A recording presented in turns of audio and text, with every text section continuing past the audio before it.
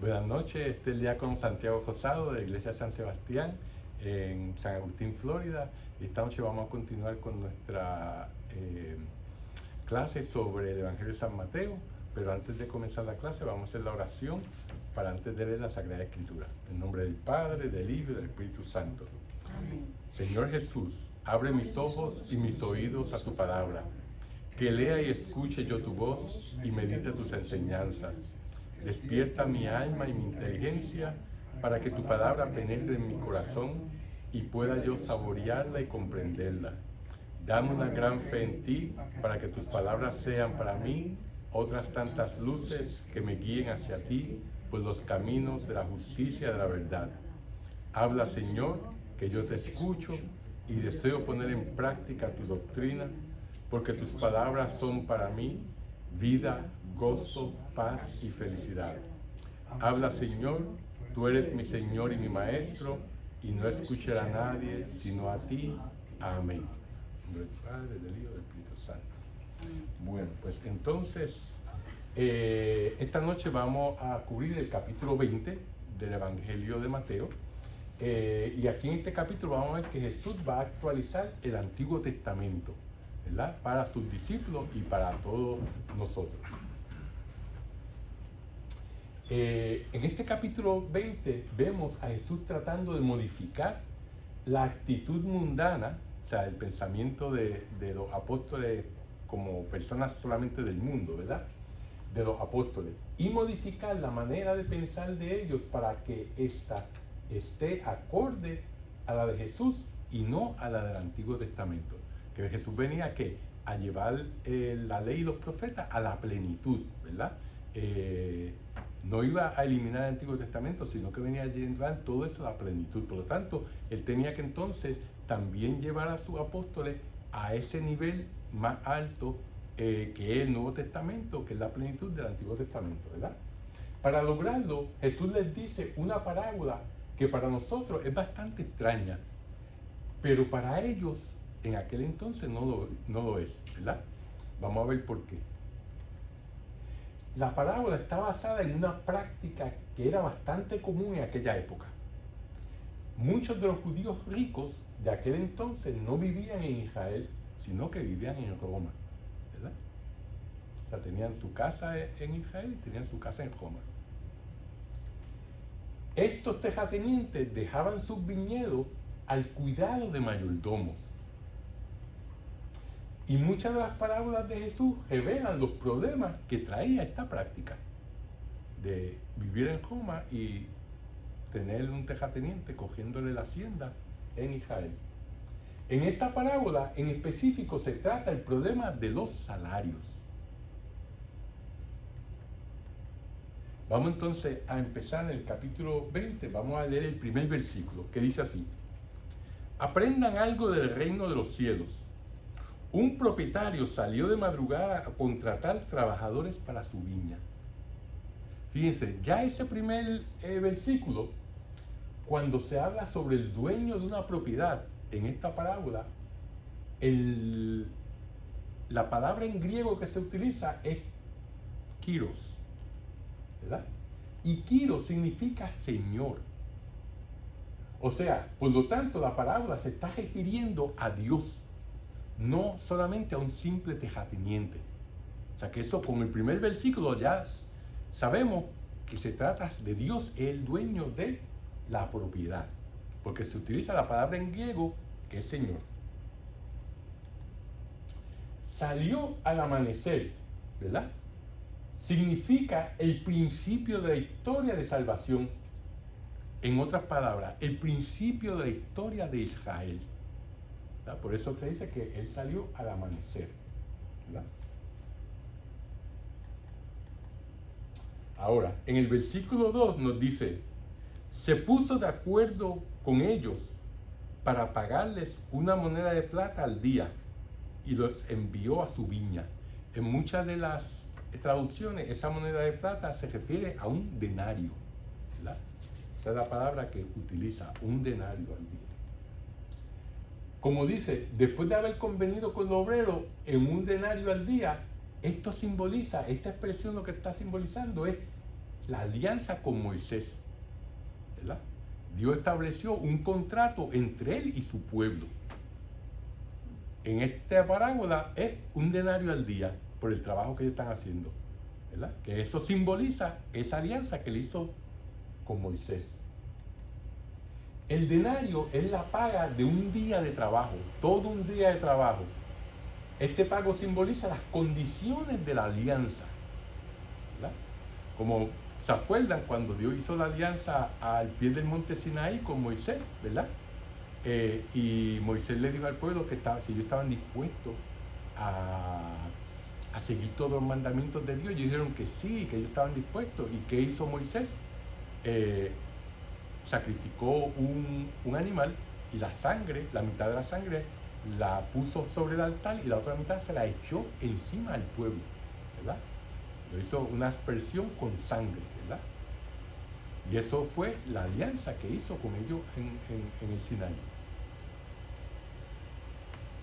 Ahora, en los versículos 3 a 4 dice: salió de nuevo hacia las 9 de la mañana y al ver en la plaza a otros que estaban desocupados, les dijo: vayan ustedes también a mi viña y les pagaré lo que sea justo. Y fueron a trabajar, ¿verdad? Este es un convenio completamente diferente, ya que aquí no se está hablando de la alianza. El versículo anterior era, le pagó un denario. Aquí solamente le dice que vayan y les pagaré lo que sea justo. No especifica, ¿verdad? Luego sigue en los versículos 5 al 7 diciendo: salió otra vez al mediodía y luego a las 3 de la tarde e hizo lo mismo.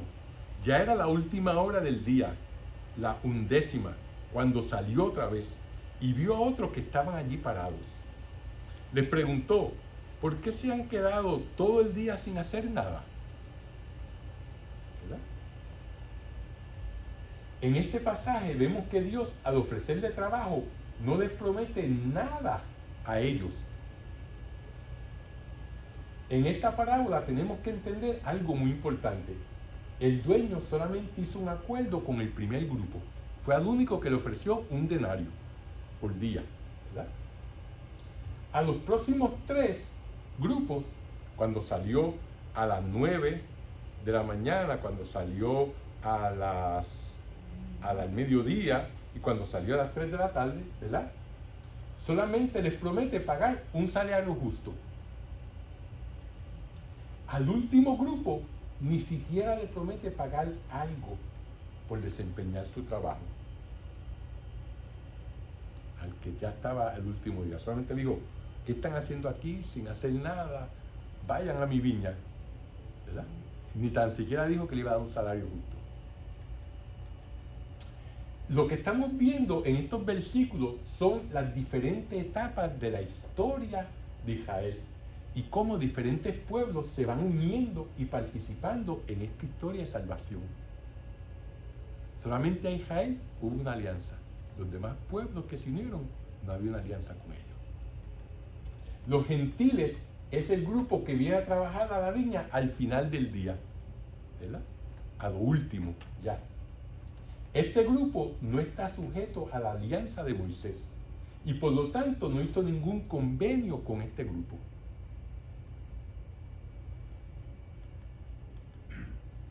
Los problemas en la parábola empiezan con los gentiles, ya que para los judíos era justo que Dios le pagara de acuerdo a lo acordado en la alianza, cosa que no debería suceder con los gentiles, ¿verdad?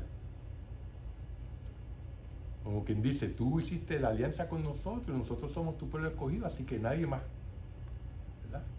Somos exclusivos, ¿verdad? Sin embargo, en la segunda parte de la parábola, Jesucristo nos enseña lo que es la justicia divina, ¿verdad? Para los primeros grupos, para el primer grupo no era justo que le pagara, ¿verdad? La palabra favorita de Mateo a lo largo de su evangelio es justicia. Eso es algo que Mateo repite una y otra vez en su evangelio.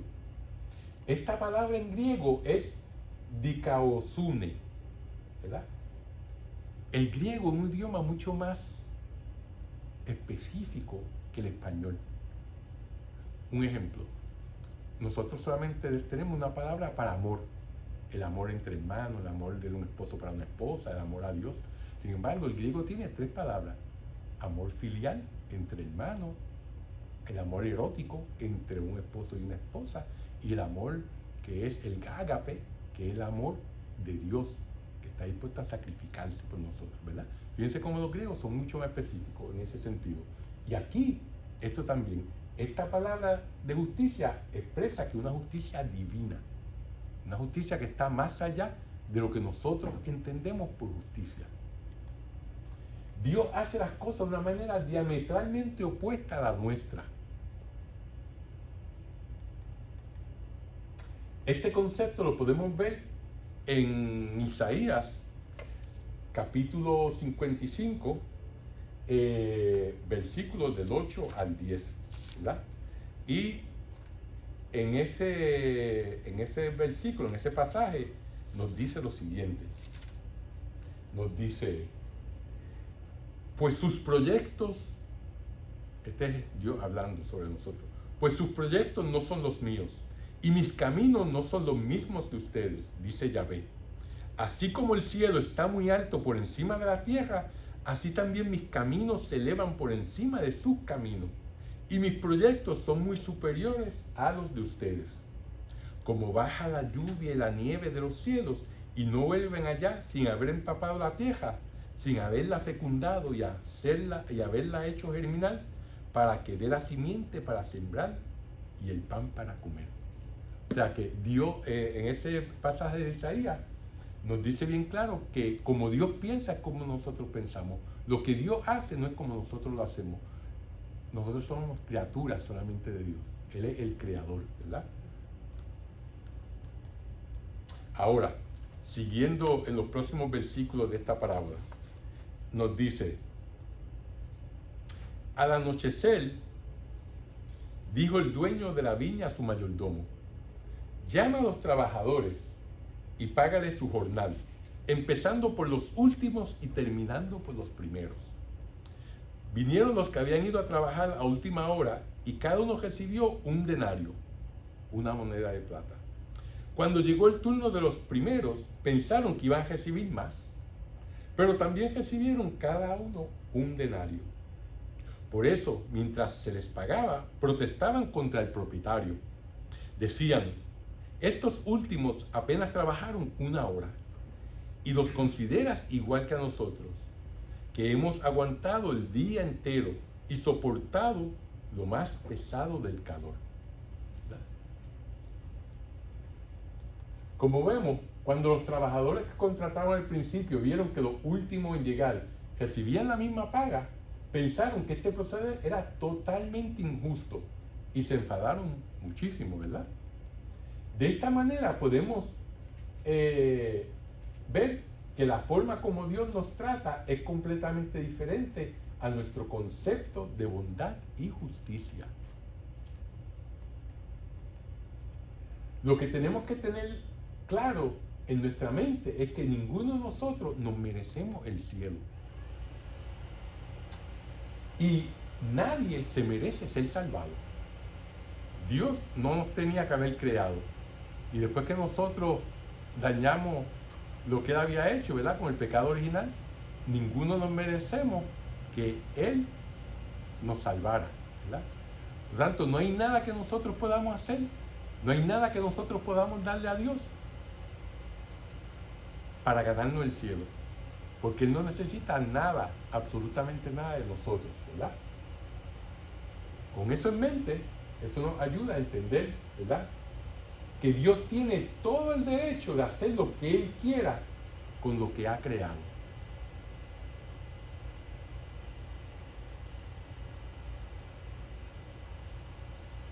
Ahora, siguiendo los próximos versículos, dice, el dueño contestó a uno de ellos, amigo, yo no he sido injusto contigo. ¿No acordamos en un denario al día? Toma lo que te corresponde y márchate. Yo quiero dar al último lo mismo que a ti. ¿No tengo derecho a llevar mis cosas de la manera que quiero? ¿O será porque soy generoso y tú envidioso?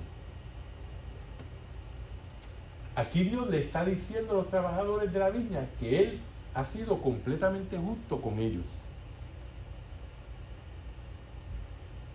En el Antiguo Testamento el enfoque era la justicia. Y por eso lo más importante a seguir en ese entonces era la ley, la justicia y el temor a Dios. Eso era lo que el Antiguo Testamento enfatizaba, ¿verdad? En el Nuevo Testamento el enfoque es la misericordia y el amor. No que eso no estuviera en el Antiguo Testamento, lo hay, la misericordia y el amor de Dios, pero en el Nuevo Testamento es el enfoque mayor, ¿verdad? Es un enfoque diferente, por ende las reglas también son diferentes, ¿verdad? Y eso es lo que Jesús, como dijimos al principio, está tratando de cambiar de la manera en que piensan sus apóstoles con esta parábola. Por eso Jesús dice que Dios ha sido completamente justo con el pueblo con quien Él hizo su alianza y plenamente generoso con el pueblo que no se merece nada. Los que no se merecen nada son ¿quiénes? Los pecadores, todos y cada uno de nosotros. Los marginados, los gentiles, todo aquel que no es judío, ¿verdad? Y todo aquello a quienes los judíos menospreciaban, ¿verdad?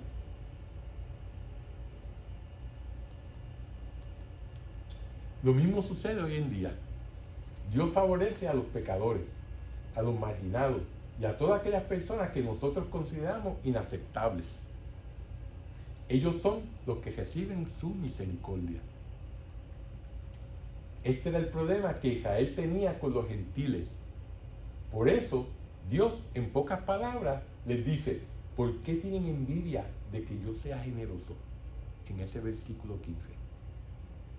¿Verdad?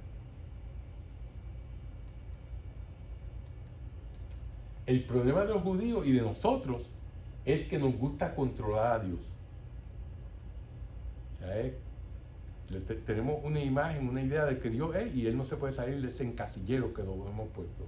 Nos gusta controlar la religión y nos gusta controlar la ley. En otras palabras, nos gusta controlarlo todo. ¿Por qué? Porque el control nos hace sentir seguros, ¿verdad? Pero si verdaderamente amamos a Dios, dejamos que Él sea el que esté en control. Tenemos la confianza de que Él sea el que esté en control. Nos gusta hacer todo de acuerdo a nuestro concepto de justicia, que está muy por debajo del concepto de justicia de Dios. En otras palabras, no nos gusta la maravillosa generosidad de Dios.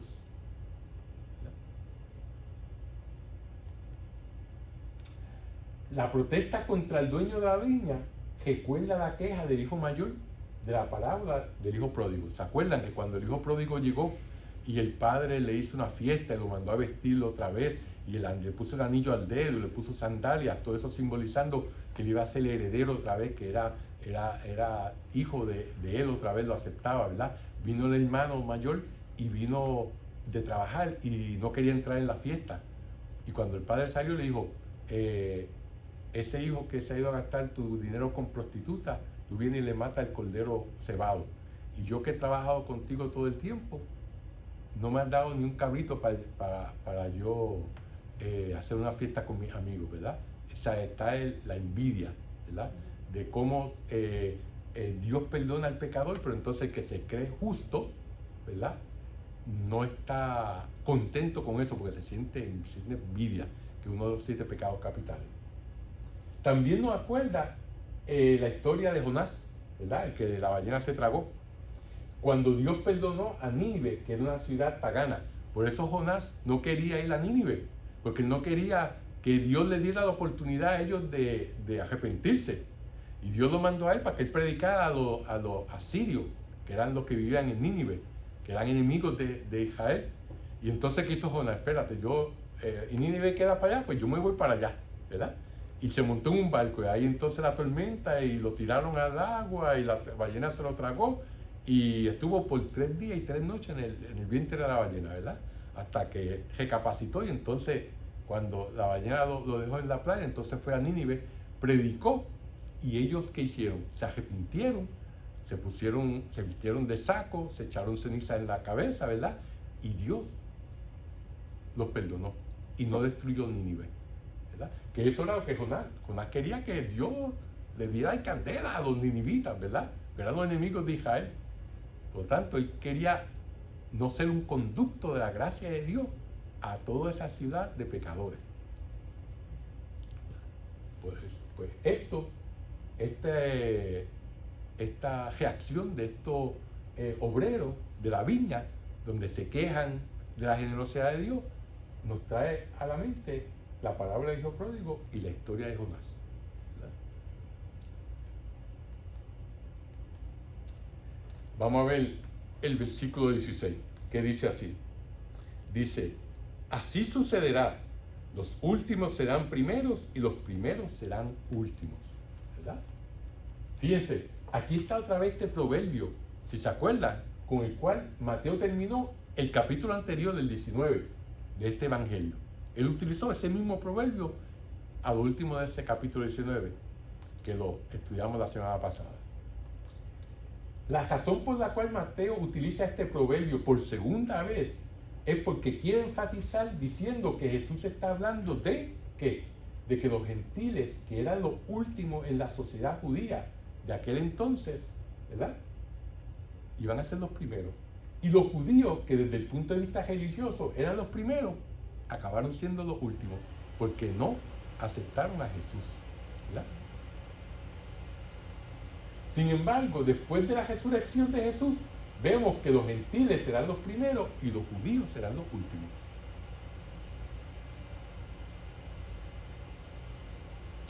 Y con eso terminamos esta parábola de los viñadores. Vamos entonces a pasar al próximo pasaje de este capítulo, que es el tercer anuncio de la pasión, ¿verdad? Y dice así, dice, mientras iban subiendo a Jerusalén, Jesús tomó aparte a los 12 y les dijo por el camino, ya estamos subiendo a Jerusalén. El Hijo del Hombre va a ser entregado a los jefes de los sacerdotes y a los maestros de la ley, que lo condenarán a muerte. Ellos lo entregarán a los extranjeros y se burlarán de él. Lo azotarán y lo crucificarán, pero resucitará al tercer día. Fíjense que en este tercer anuncio de la pasión es más explícito que los dos anteriores, que fue en el capítulo 16 y en el capítulo 17. Aquí da más detalles Jesús sobre este anuncio. La escena se sitúa en el camino hacia Jerusalén y el mensaje es a sus 12 apóstoles que él está dando, ¿verdad? Jesús está tratando de que ellos cambien su manera de pensar, que es lo que está haciendo este capítulo, está dando a entender, ¿verdad? Pero los apóstoles no quieren saber de problemas. Ellos básicamente lo oyeron y le entró por aquí y le salió por acá. No oyeron eso de que resucitará al tercer día. No. Ellos no querían saber de problemas, ellos no querían saber de que lo iban a azotar, que lo iban a crucificar. Eso, olvídate de eso, eso no va a pasar, ¿verdad? Como muchos de nosotros que ignoran, son como la avestruz, metieron la cabeza en el hoyo, ¿verdad? Ellos solamente querían saber de gloria, ¿verdad? Como vemos en el pasaje de la transfiguración, donde Pedro dice a Jesús, vamos a hacer tres chozas, una para ti, una para Moisés, otra para Elías, y nos quedamos aquí porque qué bien se siente esto aquí, ¿verdad? O sea, eso es lo que queremos ahí comernos la carne sin probar el hueso, ¿verdad? Y Jesús le está diciendo, hay que comerse el hueso antes de poder comerse la carne, ¿verdad? Tengo que pasar por la pasión, tengo que pasar por el sufrimiento, tengo que dar mi vida para entonces poder resucitar y salvarlo a todos ustedes, ¿verdad? Pero los apóstoles no quieren saber nada de eso. También en este tercer anuncio se dan más detalles sobre los padecimientos a los que se someterá el Hijo del Hombre. El proceso ante las autoridades judías culminará con la entrega de Jesús a los paganos, es decir, a los romanos, para que sea maltratado y crucificado, ¿verdad? Esta presentación resumida y expuesta de una manera simple por Jesús anticipa lo que va a narrar en forma más detallada en el relato de la pasión, que vamos a ver en los capítulos 26 y 27. O sea, esto que le ha dicho, este resumen, ¿verdad? Este prefacio, que tiene básicamente 3 o 4 líneas, entonces en esos capítulos 26 y 27 van a describirse en todo detalle, a todo color, ¿verdad? Con este tercer anuncio de la pasión, el Evangelio queda totalmente orientado hacia la Pascua de Jesús y a su victoria sobre la muerte. Vamos entonces a pasar al próximo pasaje de este capítulo, ¿verdad? Que es la petición de la madre de Santiago y Juan. Y dice así: entonces la madre de Santiago y Juan se acercó con sus hijos a Jesús y se arrodilló para pedirle un favor. Jesús le dijo: ¿qué quieres? Y ella respondió: aquí tienes a mis 2 hijos. Asegúrame que cuando estés en tu reino se sentarán uno a tu derecha y otro a tu izquierda. Jesús dijo a los hermanos: no saben lo que piden. ¿Pueden ustedes beber la copa que yo tengo que beber? Ellos respondieron: podemos. Jesús replicó: ustedes sí beberán de mi copa, pero no me corresponde a mí el concederles que se sienten a mi derecha o a mi izquierda. Eso será para quienes el Padre lo haya dispuesto. Fíjense, el hecho de que la madre de los hijos de Zebedeo se postre o se arrodille ante Jesús significa que lo está reconociendo como rey, ¿verdad? Lo está reconociendo a Jesús como una figura real, como un rey. La respuesta de Jesús es doble. En primer lugar, responde que es imposible compartir un puesto en el reino sin compartir sus sufrimientos. Aquí se expresa la referencia a la pasión con la imagen del cáliz o de la copa, dependiendo de la traducción que uno lea, que es una expresión simbólica muy común en el judaísmo de aquella época. En este caso, como en la agonía de Jesús en Getsemaní, beber el cáliz equivale a padecer un sufrimiento libremente asumido hasta el extremo. Después de que Jesús asocia estrechamente el destino de los discípulos con el suyo, como dice: ustedes van a beber de mi cáliz, de mi copa, declara que su prerrogativa no es asignar los puestos de privilegio en el reino. Estos puestos serán para quienes hayan sido destinados por el Padre. Y eso no solamente lo vemos en este pasaje, también lo vemos en el capítulo 24 del Evangelio y en los Hechos de los Apóstoles. Ahora, eso no se queda ahí, ¿verdad? Con ese pedido, sino que cuando los otros 10 se enojaron con los 2 hermanos al oír esto. Jesús los llamó y les dijo, se los llamó a todos y les dijo: ustedes saben que los gobernantes de las naciones actúan como dictadores y que ocupan cargos y abusan de su autoridad. Pero no será así entre ustedes. Al contrario, el que de ustedes quiera ser grande, que se haga el servidor de ustedes. Y si alguno de ustedes quiere ser el primero entre ustedes, que se haga el esclavo de todos. Hagan como el Hijo del Hombre, que no vino a ser servido, sino a servir y a dar su vida como rescate por una muchedumbre.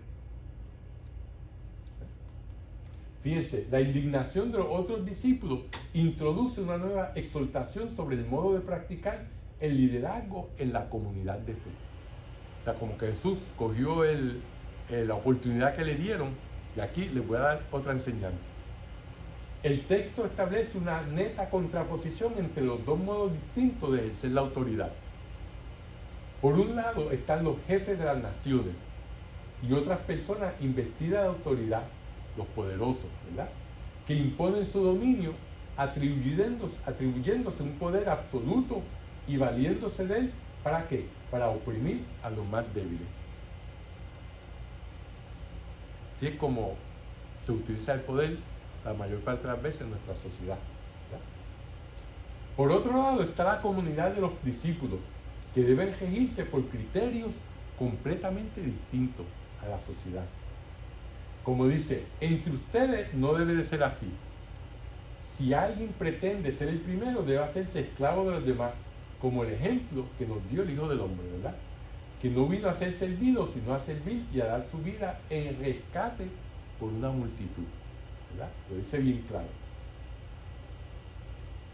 La palabra rescate aquí no significa el precio que se debe pagar por algo, ¿verdad? Se trata más bien de una liberación que evoca la función de Goel, o pariente próximo, tal como se describe en el Antiguo Testamento. Yo sé que ustedes se acuerdan de esto claramente porque eso lo discutimos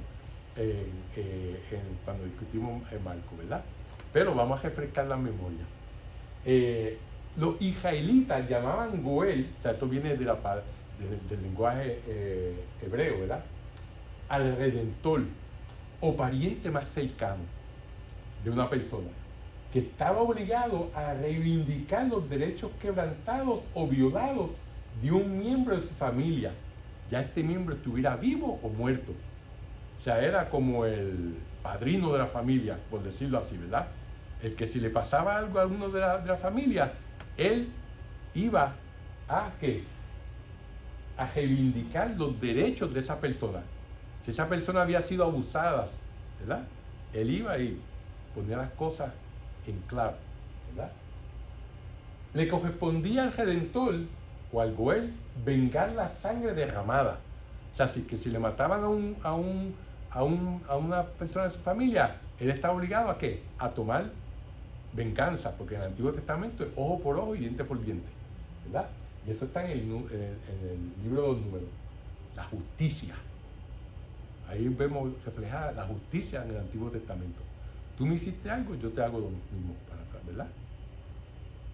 Yo amo a mi amigo, pero odio a mi enemigo. Y está bien que yo vaya a mi enemigo y tumbe la cabeza, ¿verdad? Sí, eso era así, ¿verdad? Por lo tanto, si al pariente lo habían asesinado, el Redentor tenía que tomar venganza. Si el pariente había muerto sin tener hijos, el Redentor debía asegurarle una descendencia, ¿cómo? Casándose con su viuda, ¿verdad?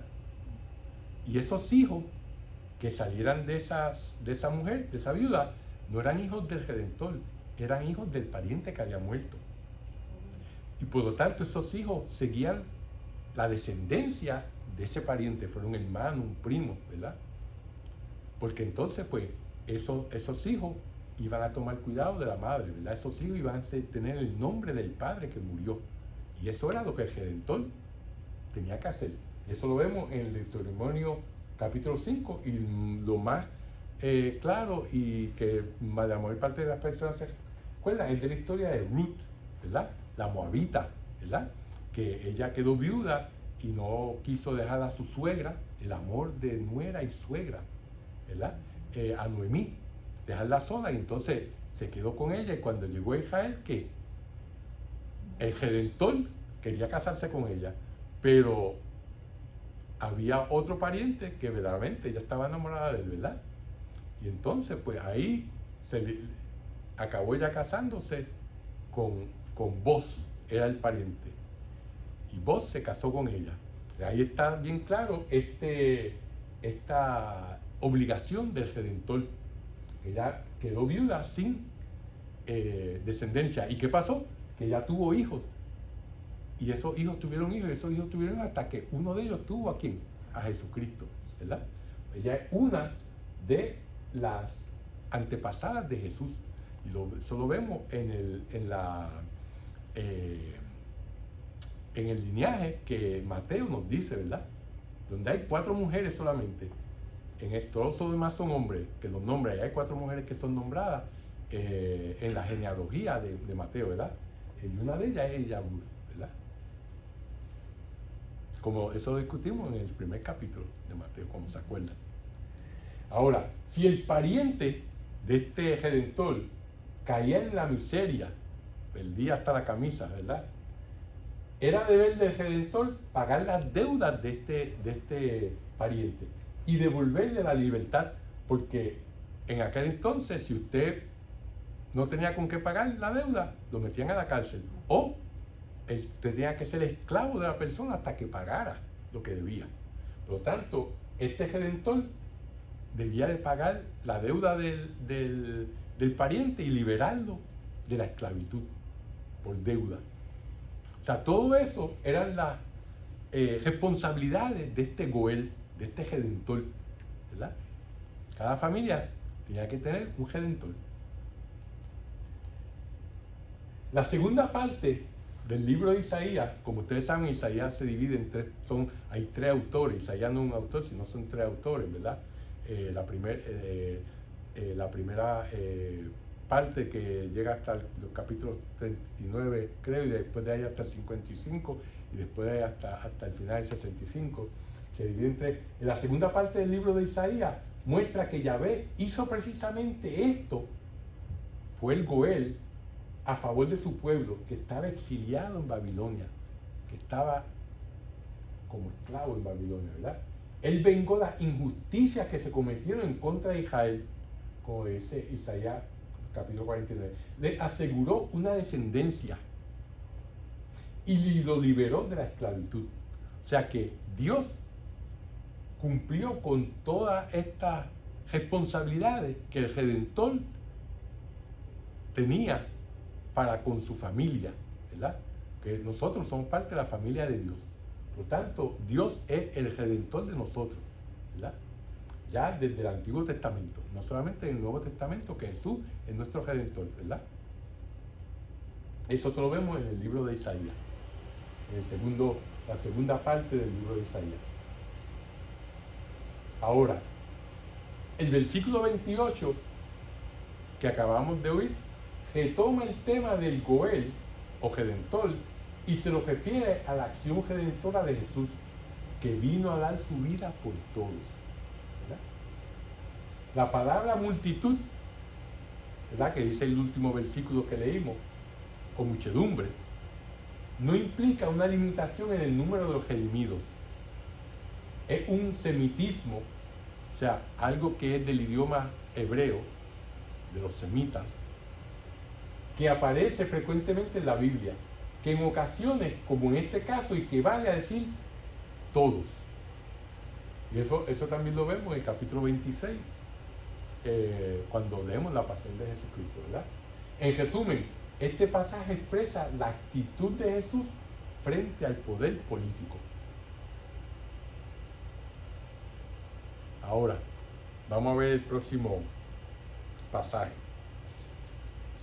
Dice, este próximo pasaje dice, al salir de Jericó, les iba siguiendo una gran multitud de gente. En algún momento, dos ciegos estaban sentados a la orilla del camino, y al enterarse de que pasaba Jesús, comenzaron a gritar, Señor, Hijo de David, ten compasión de nosotros.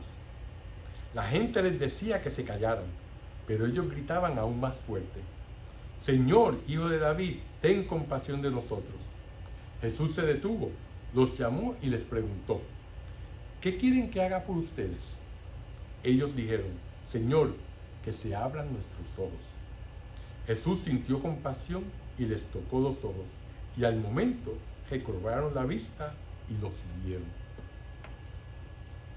Fíjense que Jericó es una ciudad muy antigua, que repetidamente se menciona en la Biblia, sobre todo cuando se narra la conquista de la tierra prometida en tiempos de Josué, ¿verdad? Desde ahí se empieza a hablar de Jericó.